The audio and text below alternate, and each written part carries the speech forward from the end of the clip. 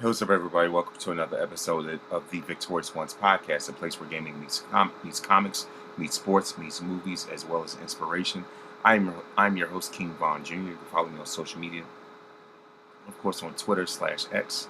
There it is, once again, at 301 King Von Jr. on Twitter. And X, you can also follow the show's Twitter page at Victory Pod 1. I'm also on Instagram at Mr. King Von Jr.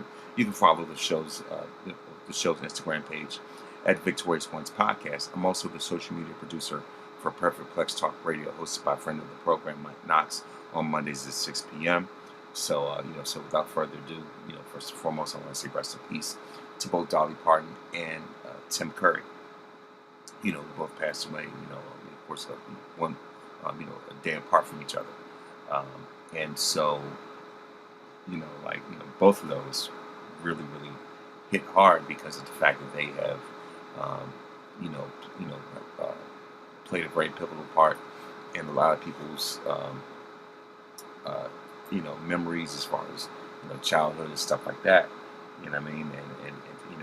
And just in terms of the life that they lived, the type of impact that they made. And it's just like one of those things, especially in the world of social media. When somebody passes, people have receipts of their contributions, and with these tributes, you know what I mean, and it really puts things in perspective. So with that being said, especially when it comes to Dolly Parton, the fact that yeah, like I say, of course, excuse me, Sloan, in the case of Dolly Parton, with her, what I mean, like what I think people have to understand the reason why the black community, you know, this is so hard with this loss because Dolly was the definition of what a true ally really is. When people talk about allyship, allies this, allies that, whatever. She lived up to it, exceeded it. So much so that she was the one, even though Dolly was the one who originally wrote, um, and performed the song "I Will Always Love You," which of course Whitney Houston ended up turning to a classic herself as well for the Bodyguard. Right. The thing is, Dolly took those royalties and put that money in the black neighborhoods. You know what I mean? So she definitely let her actions do the talking, and so not only that, but also about the fact that, let's see, but yeah, so, so not only that, but she also donated millions by funding research that led to one of the first COVID vaccines. She donated to wildfire victims, victims of wildfires, as well as childhood literacy, which was her contribution with the Imagination Library. So her thing was to was to was to give kids books instead of putting them in cages. She built, if anything, she made sure to create libraries, not data centers. Um, what I mean? So she was definitely, um, she'll definitely be missed, in more ways than one. And she's an icon when it comes to country music, just music, period. And and the thing is, with the way that she has been able to, the way that she was able to, um, you know, touch so many different demographics. You know what I mean? Like, the fact that she was even on episode 106 of Park, that speaks volumes. There was even a picture of her with the Sound of Blackness. You know what I mean? Like there was even some movie with Kiki Palmer, a show that she did where Kiki was singing the choir, and Dolly was there with her. The purple robe and everything.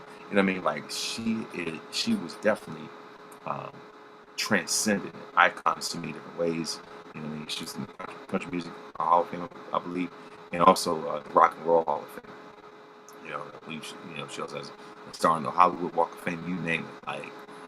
Like, when this one hit, I mean, yeah, like, you want to talk about the internet doing numbers. I mean, like this, this definitely created, was just a ripple effect felt all across the board.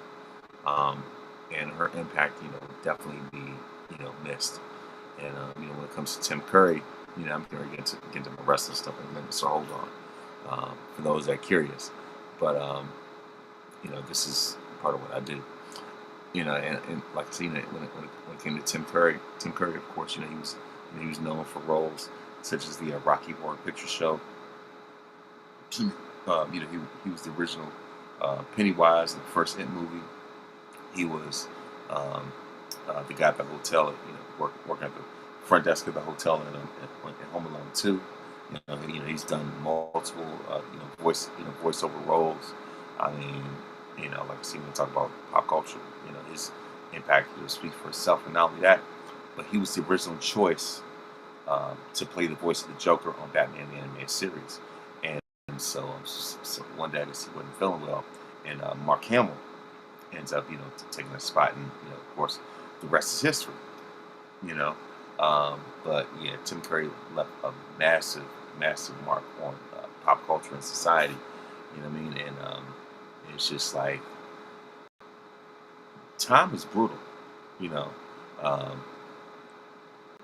for those of us that grew up with these, you know, celebrities and legends and stuff. It's just like as the older we get, and by the time that we find out they end up dying, um, core memories are unlocked. You know, um, and when I say that is with these tributes that people show show these highlights. I'm like, yeah, this is where core memories are definitely unlocked, and with their passing, many different core memories were certainly unlocked for me. So, you know what I mean? So that being said, of course, like I said, so, um, rest in peace, both to Dolly Parton and Tim Curry. So so as far as that's concerned, now it is time for me to get into, just skipping over anything else. But and also, in another news, Target failed once again. Um, yeah, bad move. That was definitely by design, and they were certainly sorry that they got caught. Especially when it comes to this blackface circus clown Halloween outfit. Nah, Target, shame on you. If that boycott, if that boycott was going to be the nail in the coffin, if that wasn't going to, really make sales plummet even more, then I certainly believe that, that this definitely will, because that was just an abomination. Like there's no other words that I have to describe that. It was just completely unacceptable.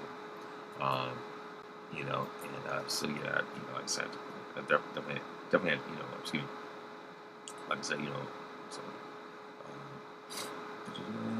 yeah, like so as far as that, pretty much that's about it.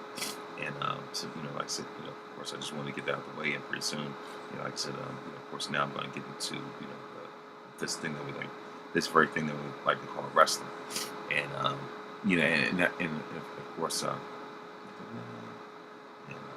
me find out. Of course, I'm going to talk about the weekend wrestling, as it pertains to SmackDown, Raw, as well as NXT, and of course, I'll just say, that that this not only that, but of course, I'm going to talk about nepotism and how people are just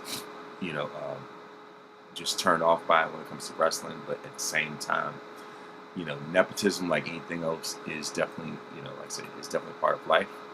Um, and the thing about it is that, it's all about people want to, people want to put their children, their, their namesakes, their legacy, in positions to succeed.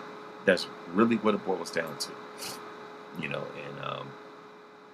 and I'm pretty sure, the same people who criticize, quote unquote, nepo babies, if they were in the position, for their family to succeed, they would take advantage of that themselves. That's just just the natural thing to do. Um, I mean, not for the sake of taking, not for the sake of taking food off of anyone else's table, but but at the same time, if you want to, if you want to have something that's worth passing down, then who better to put in that position to succeed than your own offspring. Why not, right? You know, and but you know, like I said, as far as that, like I'm going to get into that in a minute, but especially when it comes to when it comes to this whole thing about Zilla 5-2, and he's definitely had.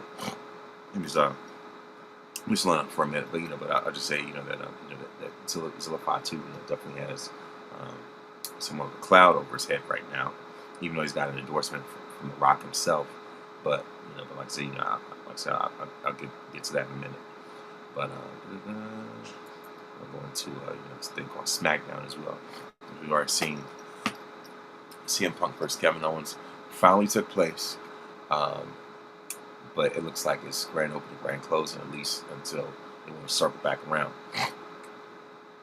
And so, of course, we see that that CM Punk sneaks away with the title after a surprise betrayal from Sami Zayn. Sami Zayn betrays Kevin Owens. But actually, he's not really surprised because Sami did that back in 2022 at War Games when he aligned himself with the Bloodline. So, this is nothing new.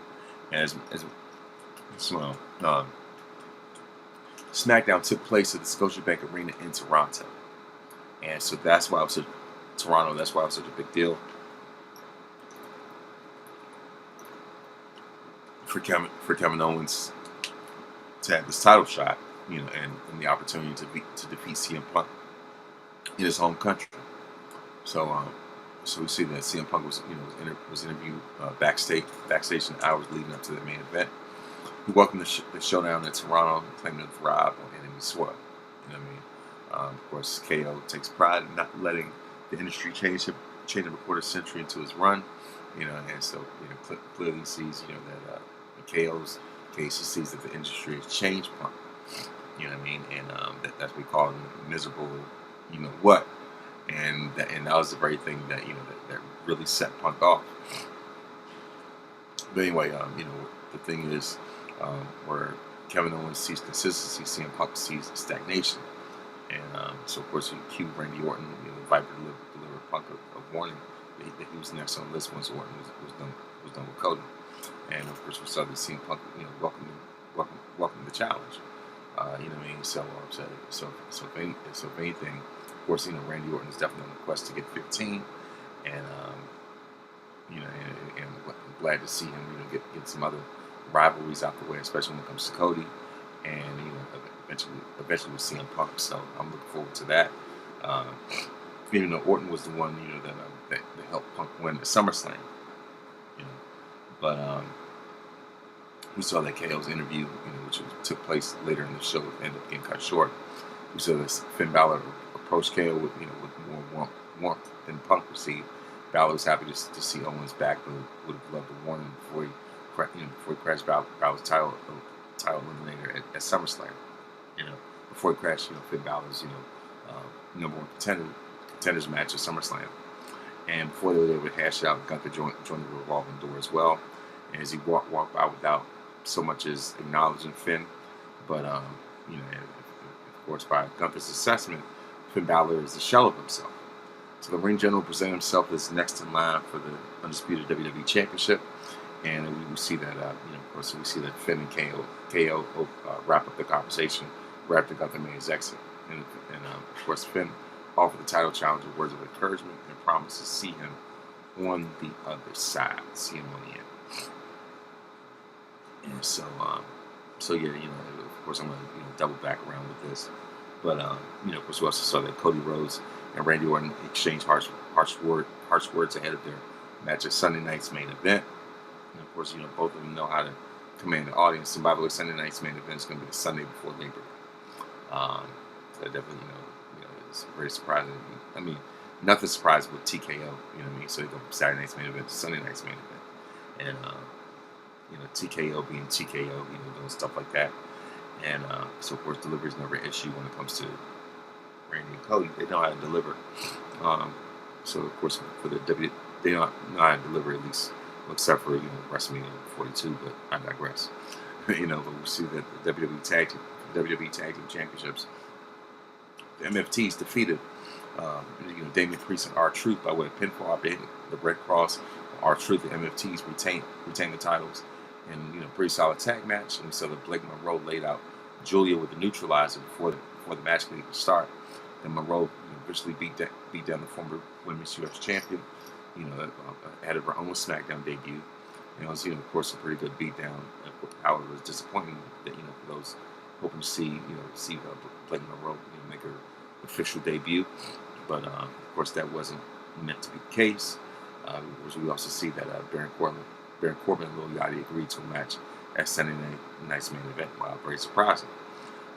If Yachty survives 5 minutes, Trick Williams gets another shot at the United States Championship. So Trick's title shot is on the line for the sake of 5 minutes. So this happened after Yachty attacked Corbin, of course, with the kendo stick. Yachty's been training for in-ring debut, though I can't say the match, it really sounds all that special, really sounds all that appealing, if you will. To be quite honest with you, in 2026, they're just pulling anything. Even though I'm very impressed with Lil Yachty in a managerial role, but he's gonna have to, he's gonna need a whole lot more training just for the sake of surviving 5 minutes. So we have Lash Legend defeating Tiffany Stratton by way of pinfall after hitting the legendary bomb, as it's called. After the match, Chelsea Green rescued Stratton from a beatdown by the Irresistible Forces. And of course, we have a television match that sets up Chelsea's future title challenges. We have Hiromu Takahashi under the ring name Kyoki debuted alongside Shinsuke Nakamura, and of course, Takahashi, a five-time IWGP Junior Heavyweight Champion, is Shinsuke's answer to facing MFTs. Takahashi is a great signing, fantastic signing for the WWE. Hopefully they'll put him to good use, and not let him fall to the wayside. And so, with that being said, of course, finally wrap up and get back to the main event.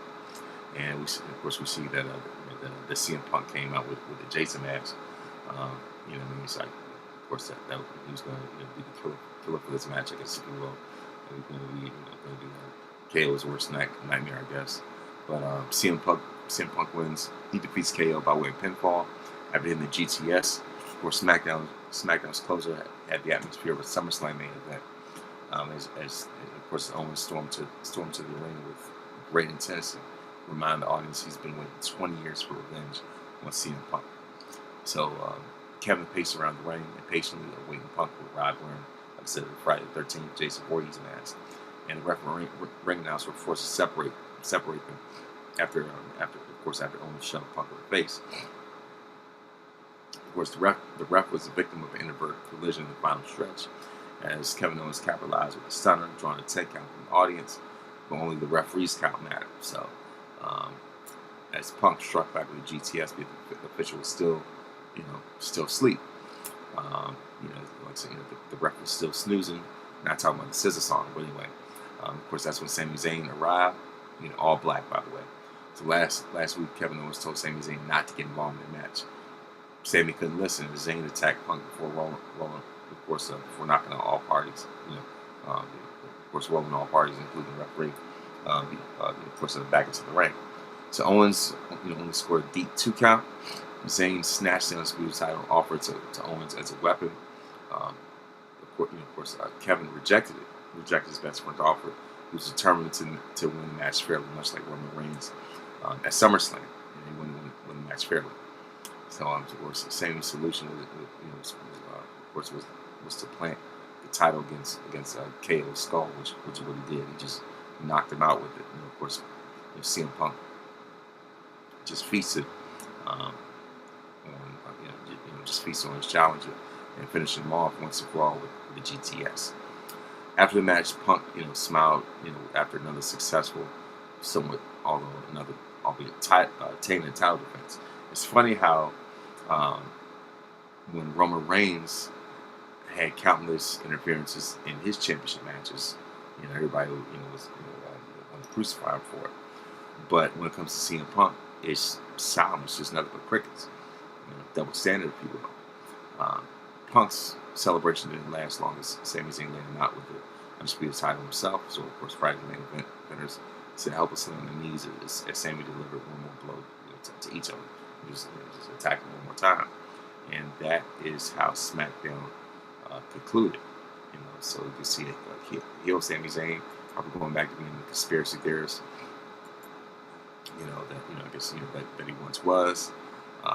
And so now it's time for Monday Night Raw. And when I tell you, this episode of Raw did not disappoint, even though it came on 2 hours earlier because of the canon.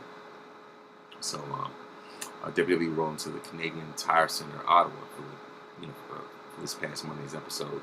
Like I say, that's the reason why it took place 2 hours early. But it was still a great Monday Night Raw, especially headlined by the contract signing between Obafemi and Bron Breakker, and that was hilarious. That, like I said, this clip went absolutely viral. It just goes to show that Obafemi truly has it. And I'm going to get into that a little bit later.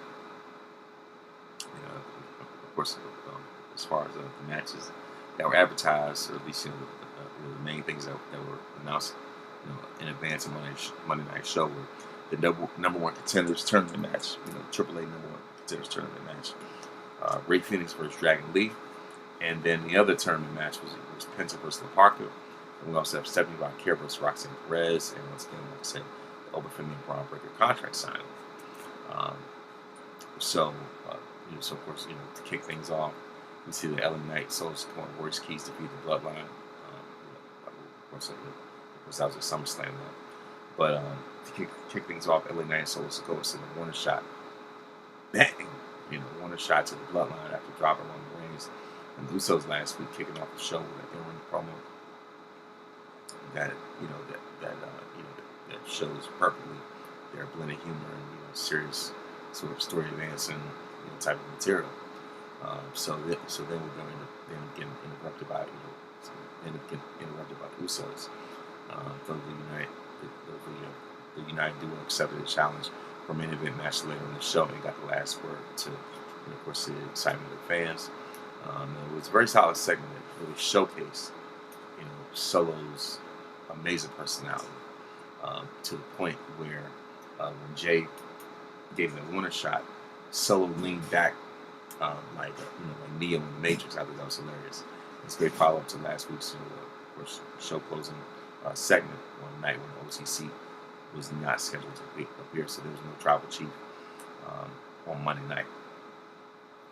But I would say that they definitely knew how to deliver even in his absence.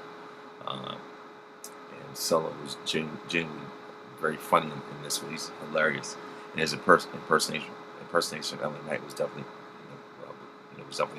a highlight. And his Matrix reaction was to Jay's warning shot was definitely straight out a scary movie anyway. So he's definitely going to become a big time baby face in the company. Solo Dolo, And of course, LA Knight, is definitely doing some of his best work, of course, especially when you're in the program and dancing with the likes of Roman Reigns.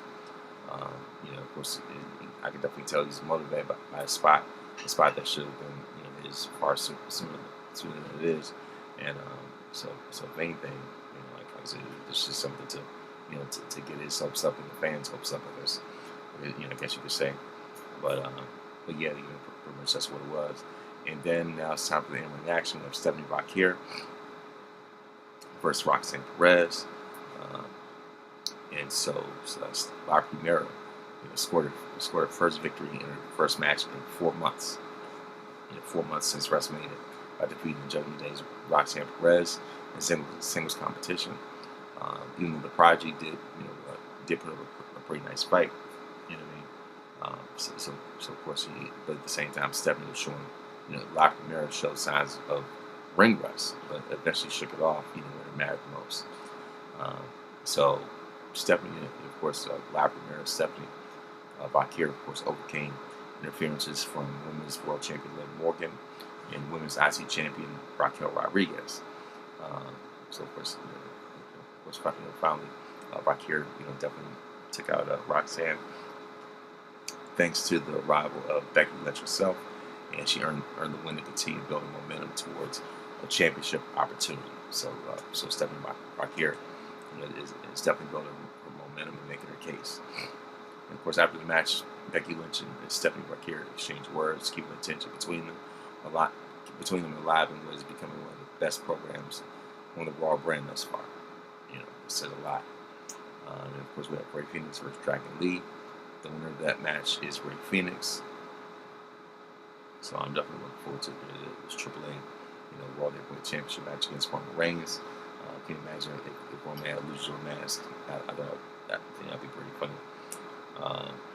So yeah, and of course, last but not least, the most important part. Actually, you know what? Let me cross out another thing. Um, before I even get to that, we see that Obafemi and Bron Breakker sign on the dotted line. You know what I mean? And it's in order to make their match official for Sunday night's main event. But Obafemi has proven time after time after time, rather for back-to-back weeks, he straight cooked Bron Breakker on the microphone. From his impression of him, but Oba took it to a whole nother level when he told Bron, that he looks like, matter of fact, he told Bron, you are an angry orange man. That was the line of the night. That's the line of the week. He called him an angry orange man and said that in any other time period, Bron could have been the face of the company. If if Bron, was on the main roster in 2002, by the way, if he was old enough, if he was on, or rather, Bron was on the main roster in 2002, he would have had a great chance to defeat John Cena and become the face that runs everything. If you went up, and of course, Oba said that, Oba said that Bron went up against, a certain big dog at the time in 2015, then he could have been the face of the company back then. As we all know, it was back then it was Roman Reigns, even to this day. But yeah, of course, back back to the promo. Of course, as he was telling him that, and then he just reminds him, and he called him Bronny Boy, that that in 2026, he has the unfortunate pleasure of, he has the misfortune rather of being in the same, time frame as him. So that was Oba's way of saying that, just as those guys were the face of the company in 2026, I am the new face of the company, and that is why that that feud with Brock Lesnar was perfect, because now Oba has a major notch under his belt, and so he is on the fast track to, even more superstardom and really, just following that path of eventually becoming the Raw Heavyweight Champion. So I'm looking forward to, down the line, of course, Oba versus Roman. Like I said, I'm definitely looking forward to that. But as far as this segment, Bron Breakker got hemmed up. This dude was fighting for his life, and you could tell that Oba is a natural just by his body language, how confident he is, how poised he is when he delivers this line. No flinching at all whatsoever. Like it just comes off as he is a natural, like he's born to do this. So I did like the Easter eggs, about John Cena and Roman Reigns in Oba's in Oba's promo. Of course, like I said, Oba reference Roman Reigns, saying Bron Breakker would have been a future guy at he debuted, say in 2015, and going up against whoever the big dog was at the time. And obviously, the big dog is now the Tribal Chief. And by the way, that match is definitely going to be absolute fire when it finally happens.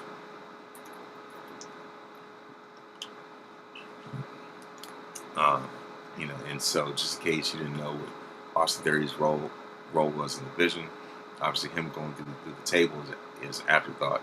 Was which is what should have confirmed it. The fact that over for me put him to the table and so turned to an afterthought, further confirmed, Austin Theory's role within the division, if not with the company in and of itself. And so this is the part that really, really pissed me off. Um, Javon Evans versus Big Cass, and it's very evident, that Corey Graves is a big Javon Evans fan, big time Javon Evans, supporter, because he was cheering him on this whole entire match. Because I know there are a lot of people that were making a big deal about the fact that that Corey would never say anything whenever Cass is out there, and especially when you consider their history together. It just gets really dicey and just really really muddy. But that's neither here nor there. And like I said, this is all part of the Cass's rehabilitation project. I'm like, but at the at the expense of Javon Evans, that was crazy. This was his first match in 8 years, and that's not Javon's fault, by the way. That you did not, live up to your potential at all whatsoever. Within 8 years, like, come on now, that's not his fault. Of course, we said that Big Cass battled Javon and potentially bit off more than he could chew. And so there were times where Cass's size and strength were negated by the young OG's speed and creativity, and he was forced to fight right from underneath later on in the match. Of course, unfortunately, the winner of this match is Big Cass, and of course, Booker Cass to go 50-50 with Javon was certainly a choice, considering he just made his return. But of course, the young OG is still, it's not someone you want getting run over at this point in his career. Though, at the same time, like, no, this is way too soon. I think that was just tone deaf. Like it's just like I said, Javon and Big Cass, like, come on, that was completely tone deaf. It's just like, I don't know who Javon pissed off in that locker room. I don't know whose bad side he got on, but this was absolutely insane. Then we have the other number one contenders match, Penta versus LaParker. And the winner of that match is, like I said, is none other than Penta himself, Zero. So of course, as far as that, and we have LA Knight and Solo Sikoa versus the Usos. And this ended in no contest because this was the debut of OTM. Of course, also from NXT themselves. You know what I mean? And of course, you see the LA Knight and Solo Sikoa, were NXT alumni. But yeah, like I said, and of course, OTM came out in great fashion. By the way, I mean, of course, now suddenly Royce Keys is a top tier star. It's definitely interesting. The turnaround of Bloodline's dominance does not look like a given. Does not look like a guarantee. So not bad when it comes to Monday Night Raw.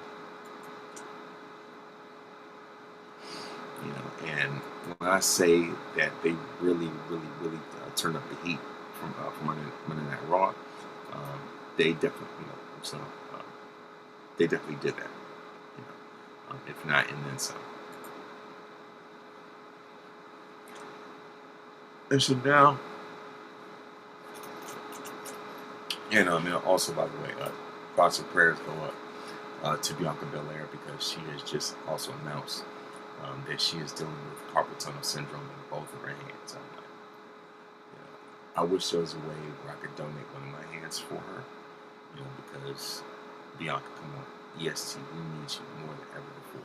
Like, this women's roster is in complete shambles without her. I'm like, man, so yeah, that's pretty much it right there. But yeah, like I said, as far as Monday Night Raw, my biggest highlight. Like I said, I'm talking all over the place. Excuse me. Of course, the contract signing was my biggest highlight of the whole Monday Night Raw.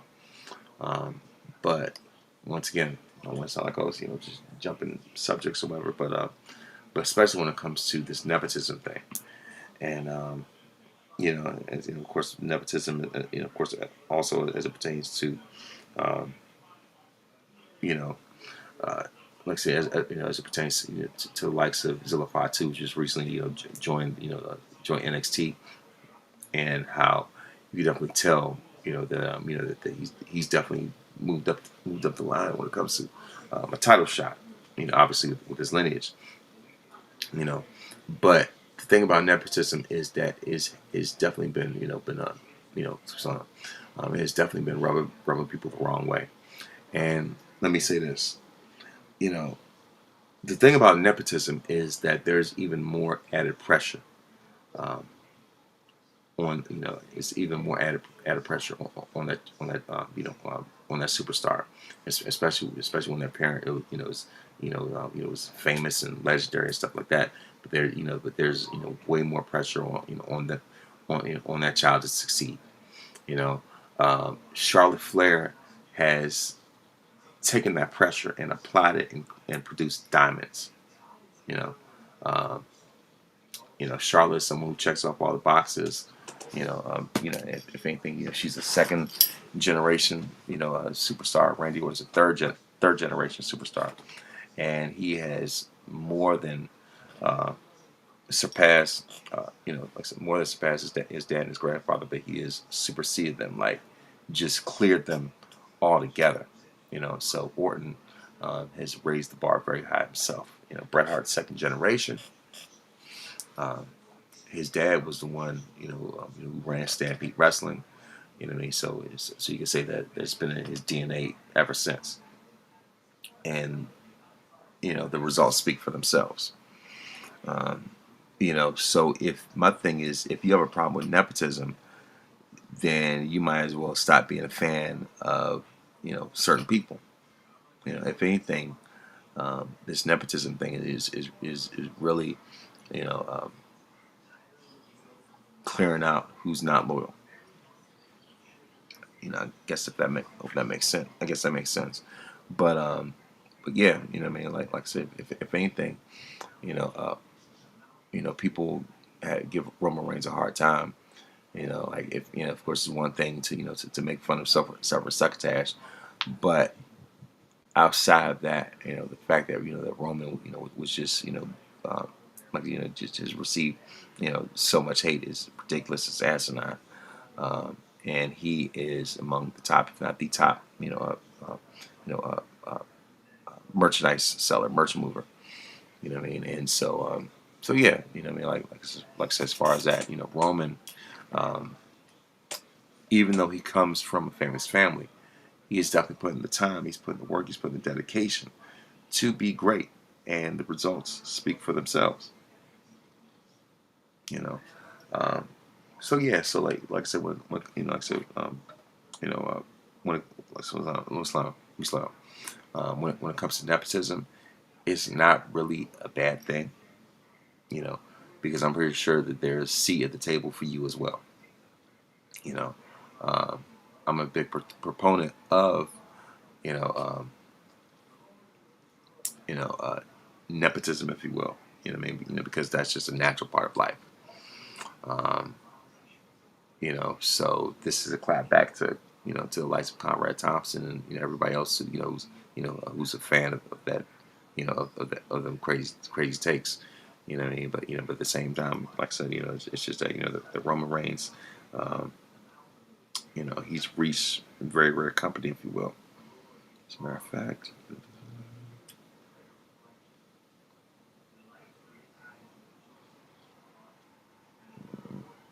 But yeah, like I said, sorry about that, the law, if you will, I guess dead space or whatever. But yeah, what I mean, like I said, as far as that, like Roman Reigns, even though he comes from a wrestling family, it's no guarantee that that he was going to be. There was no guarantee for him to be a world heavyweight champion. What I mean, as far as that.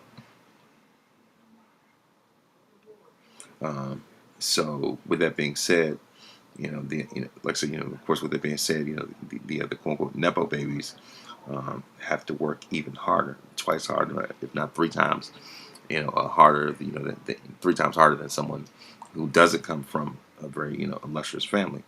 And so, you know, um, you know, the thing is, people have to realize that Vince McMahon once said, that he tells the fans, what to cheer and what to boo, you know, and fans are not beating those allegations. You know what I mean? Like, it's just like no matter how anti company that you think that you are, you know what I mean? Like the way that this company has been programmed, it tells fans what to cheer and what to boo.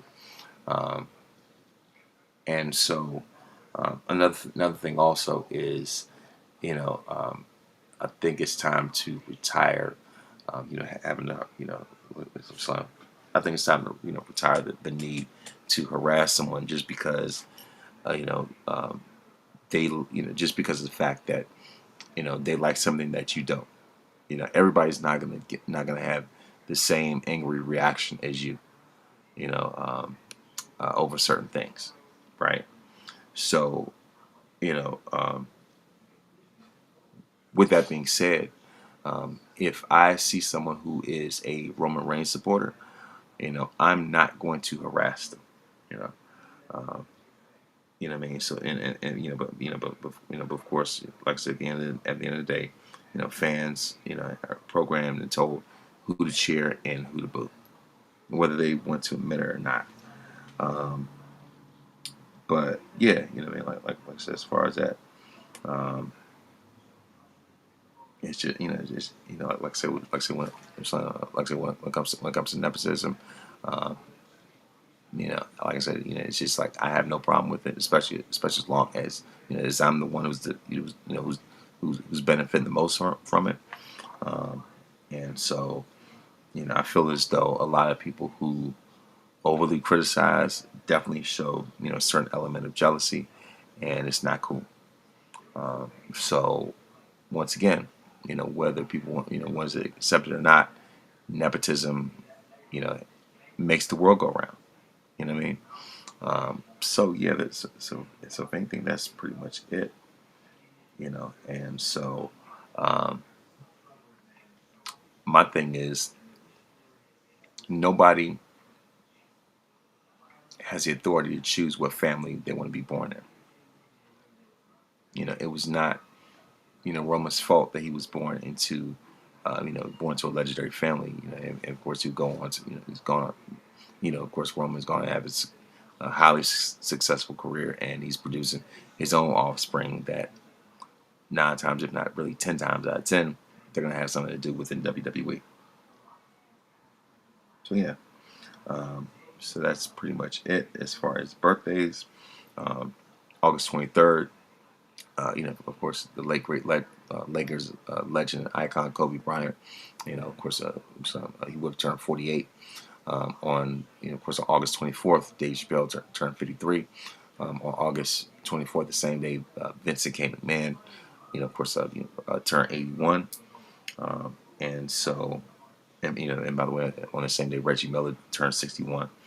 And as far as birthdays, August 25th, Kel Mitchell from Kenan and Kel, all that, turned 48.